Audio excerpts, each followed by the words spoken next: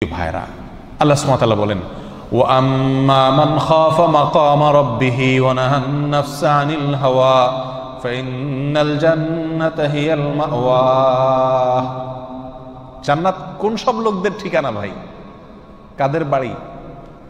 জান্নাত হলো ওই সব লোকদের বাড়ি, জান্নাত হলো ওই সমস্ত লোকদের ঠিকানা যেই সমস্ত লোকেরা আল্লাহর সামনে দাঁড়াতে হবে। কোন চোখে, কোন লজ্জায় আমি আল্লাহর সামনে দাঁড়াবো, এই কথা মাথায় রেখে হারাম কাজ থেকে দূরে রাখছে, অন্যায় থেকে দূরে সরিয়ে রেখেছে নিজেকে। এরা হলো জান্নাতের মালিক, এরাই জান্নাত হলো এদের ঠিকানা, জান্নাত হলো তাদের বাড়ি।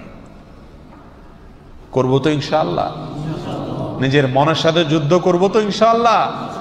প্রিয় ভাইয়েরা, নোংরামের ভিতরে অনেক ডুবেছি আমরা, স্বাদ পেয়েছি নিশ্চয়ই।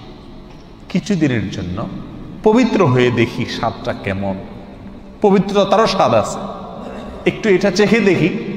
কবির ভাষায়, সালহাতু সঙ্গে বুদি দিল খারাস আজমুদে এক জামানা খাকে বাস। বহুকাল তো পাথর হয়েছিলাম, কিছুকাল মাটি হয়ে দেখি স্বাদটা কি। ওয়াল্লাহি,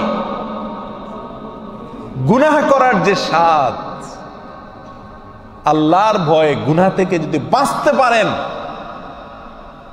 তার যে স্বাদ, সেটা তার চাইতে বহুগুণ বেশি।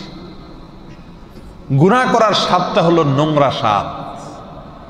এই নোংরা স্বাদের পরে, এই নোংরা স্বাদের পরে জ্বলন আছে, জ্বলন।